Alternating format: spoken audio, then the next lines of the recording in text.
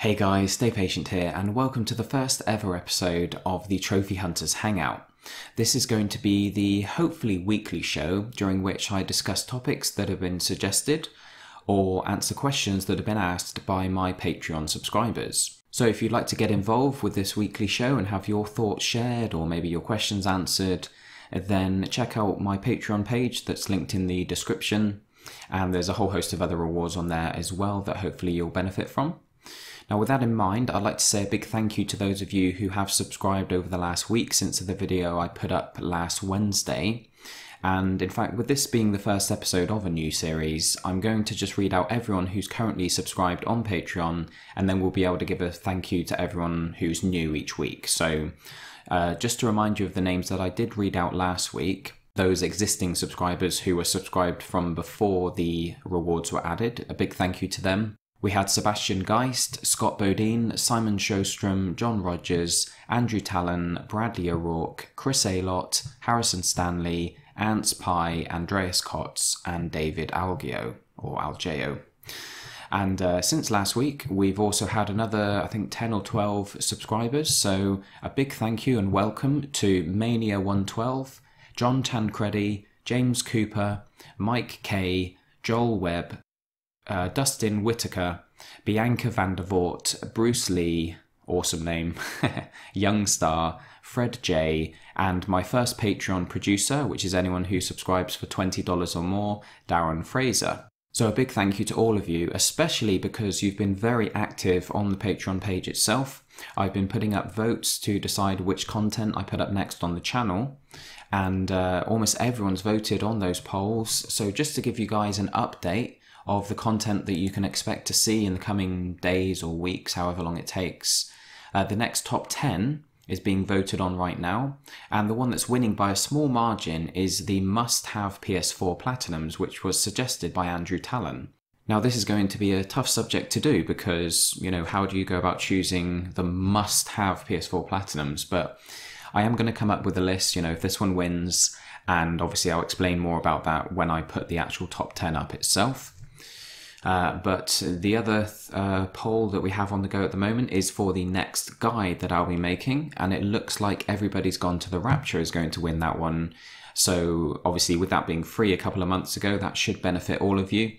There are lots of guides up on YouTube, but they all seem to be for individual trophies and individual collectibles throughout the game, and not everything all in one, because obviously it's a 10-hour plus platinum.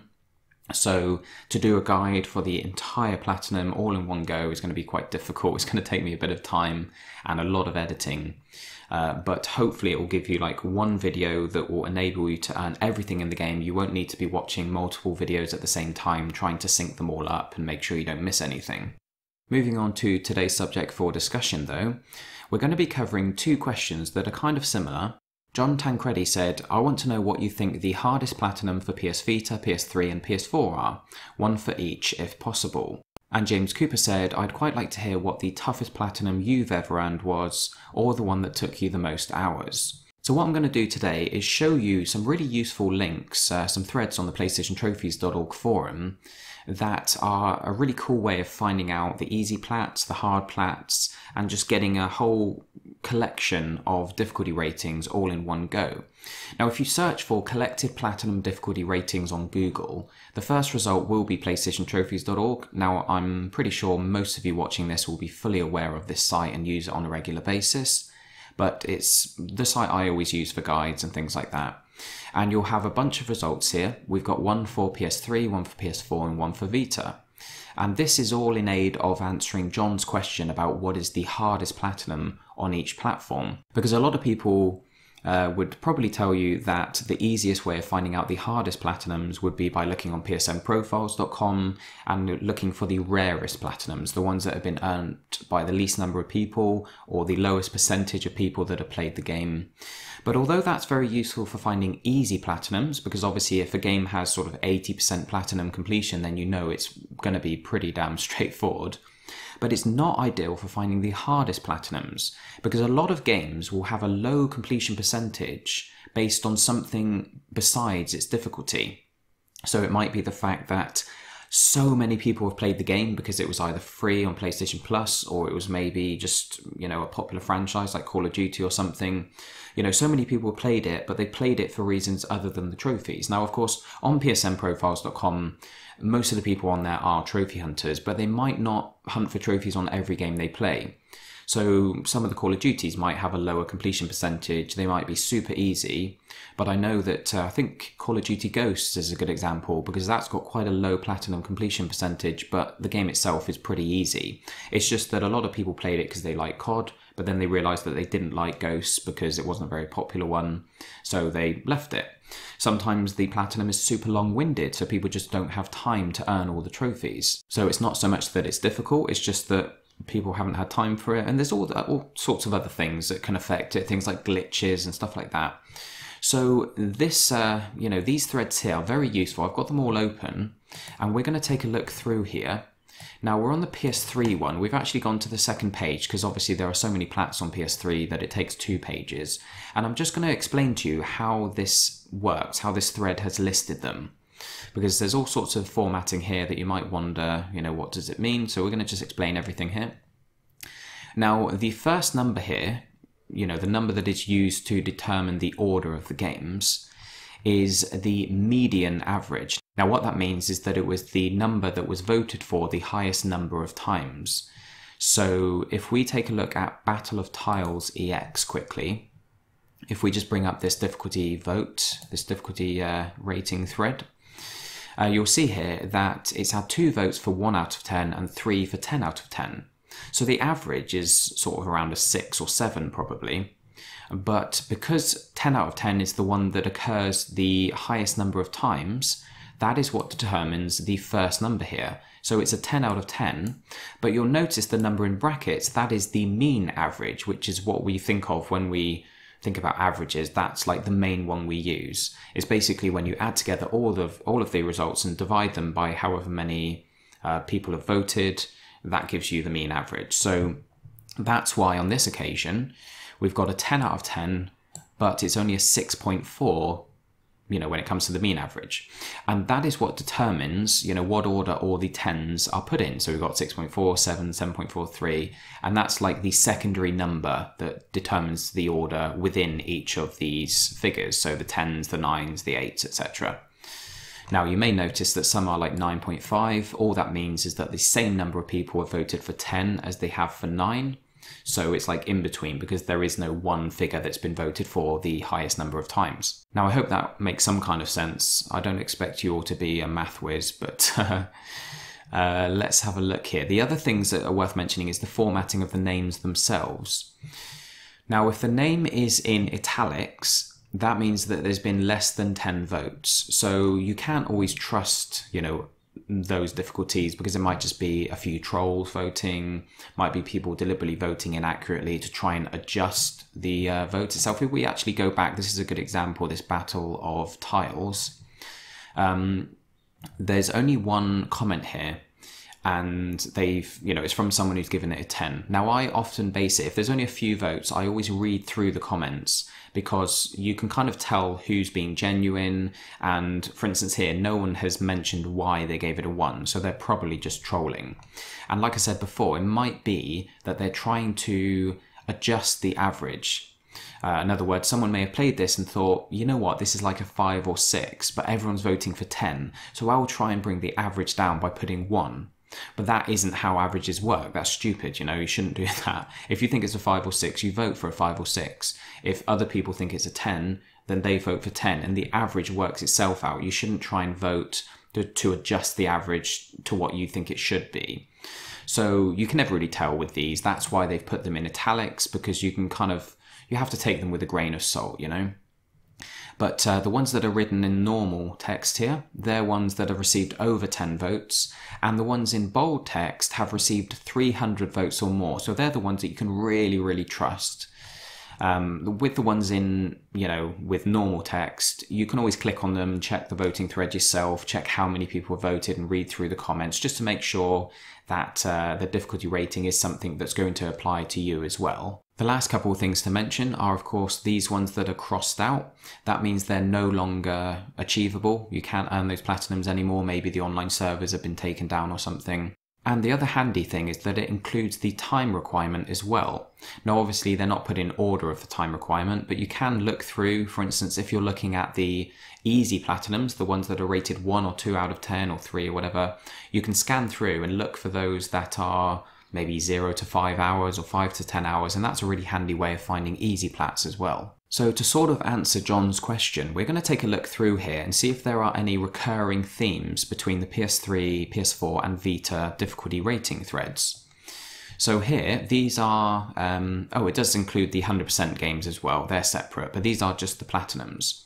Now we've got a couple here that are in italics, so you can't always assume that they are as hard as they're made out to be. It might just be that one person's voted, because the actual mean average, if we take a look, the mean average is 10, which means everyone who's voted on it has given it a 10. And that could well be that, yeah, as I assumed, only one person has voted on that. So you can never really tell. They haven't left a comment on why they gave it a 10, so it could be anything. So we're going to kind of skip over those. Raiden 4, this is a game that I've actually not heard of, and I didn't even check this while I was, getting ready for the video itself. But difficulty rating, be interesting to see. Yeah, wow. This is a game I've literally never heard of. Maybe you guys may want to check that out in your spare time. 29 votes for 10, 9.88 on the actual difficulty rating, the mean average. We've got Persona 4 Arena. Now, out of the bold ones, they're the ones that really kind of are definitely super hard because they've had 300 votes or more, and they're still considered to be basically a 9 or 10 when it comes to difficulty. So we've got all the games that you would expect to be here, basically. We've got Wipeout HD, we've got Gran Turismo 5, some of the Street Fighter games, they always seem to be tough. Ninja Gaiden, NBA, they're always quite difficult. So if we jump across to the Vita list here, we're at the 10s already. There's only a few that are given a 10, but obviously there's not many games on Vita. We've got Metal Gear. That's the first one that's had 300 votes or more. But again, like we say, not many people play on Vita, so we don't get a whole load of votes on the difficulty ratings. But the one game that stands out that a lot of you will be thinking, this will definitely show up, is Super Meat Boy. This is a ridiculously hard 2D platformer. And this actually shows up on the PS4 list as well. I don't think it's available on the PS3, which is why it didn't show up there. But we've once again got Ninja Gaiden games that kind of ties in with some of the ones on the PS3 list. And Injustice. Everybody's Golf always surprises me when when I'm reminded that it's super difficult. It's such a cartoony game, It's quite funny thinking of it as like a insanely difficult platinum. And then we've got Binding of Isaac and a few of the other games here. But if we go to the PS4 list, this is probably the most interesting, obviously, because it's more up to date. Now, one thing I've noticed while I was researching all this and kind of thinking about it was that, or really something I was reminded of rather than found out, over the years, trophies in general, like the average difficulty of trophies has dropped. Because during the PS3 era, quite a lot of the big AAA releases, the exclusives on PS3 were quite difficult. You had games like Killzone 2, Resistance 2, Gran Turismo 5, they're all big franchises, and nowadays when we get the big AAA games out, unless they're ones that are known for being difficult, like difficult games to play, let alone platinum, most of the others, the Ubisoft games and things like that, they're always quite straightforward, we don't get many big, like mainstream releases that are super difficult, apart from games like Street Fighter, for example. So really, I think over the years, difficulty has dropped. We never used to get games that could be done in 1 or 2 hours on the PS3. We've got games now we can do in like 30 minutes, So it's quite interesting seeing how the kind of difficulty, the average difficulty has dropped since the PS3. I think when trophies first started, Sony were thinking of it as being like something where earning a platinum was like a big deal, and you had to really work for it on every game. Whereas now it's become more of a case of, trophies are collectible and it's more about how many you can earn. And obviously there are those few games that do pose a real challenge as well that you can be really proud to have on your list. And of course we're going to take a look at some of those now because we've got some recurring themes here, you'll notice. The Street Fighter games showing up again. We've got 2 here. We've got 3 of the NBA games. They showed up on PS3 as well, didn't they? So 3 of them. We've got, where is it? Super Meat Boy, once again, of course. We've got MLB 16 The Show. Now, this won the vote on Brian's channel at PS4 Trophies. He put a vote up asking everyone to choose the hardest platinum from last year, 2016, and this won it. So that was quite interesting, because it is a game that I think a lot of people played maybe in America, because of baseball, obviously. It's a big pastime in America. We don't really play it over here, but you know, it has been chosen as the hardest plat from last year, and you can see why. 9.71 average difficulty, that's insane. A couple more games quite interesting that show up. Crypt the Necrodancer has had more than 10 votes, and it's 100 hours plus. That's been given... In fact, we're going to check that out, because that's amazing. If that's had more than 10 votes and it's an average of 10 out of 10, that means...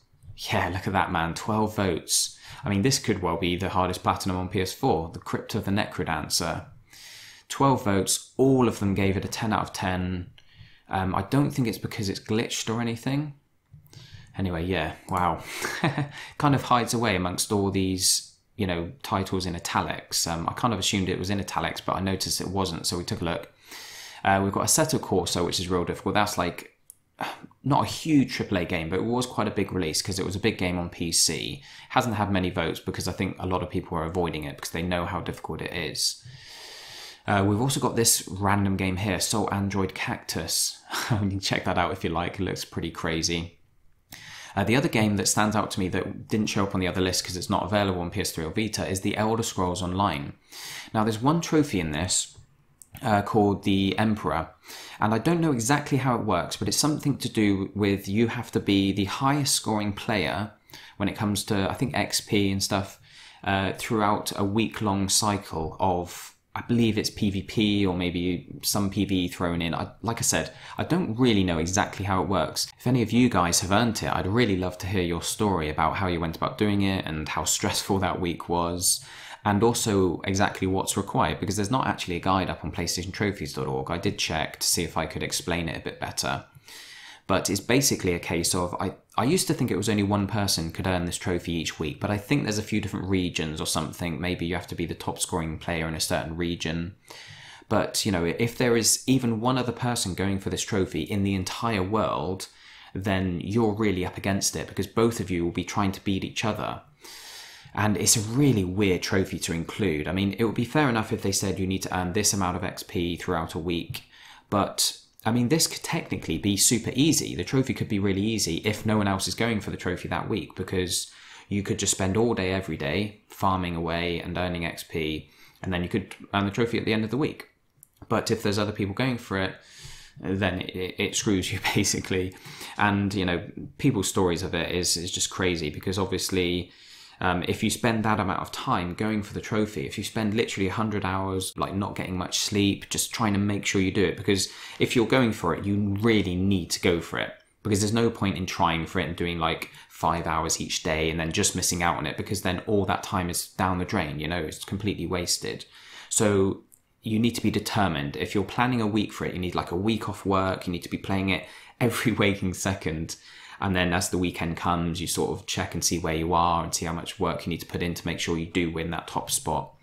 But I just can't imagine the feeling of putting all that work and effort and time in and then not earning the trophy. That would just, oh man, that would kill me.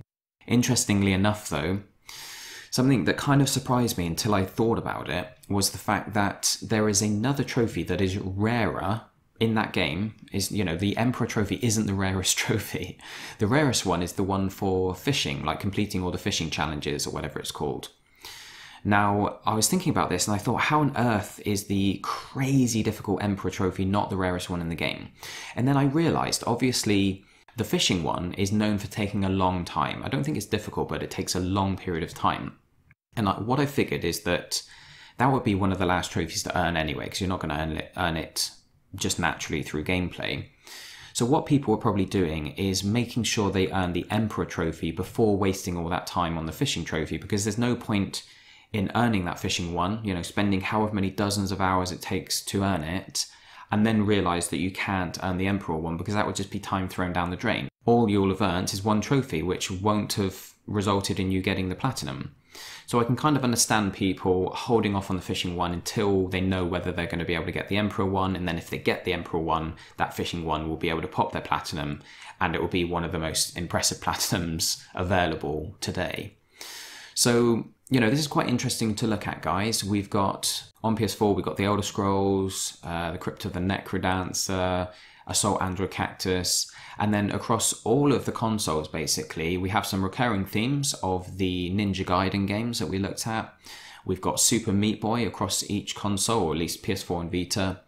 Then we've got the NBA games. They're all very difficult. The Street Fighter games. So that should give you an idea, John, and everyone else who's watching, as to which games are the hardest platinums, really.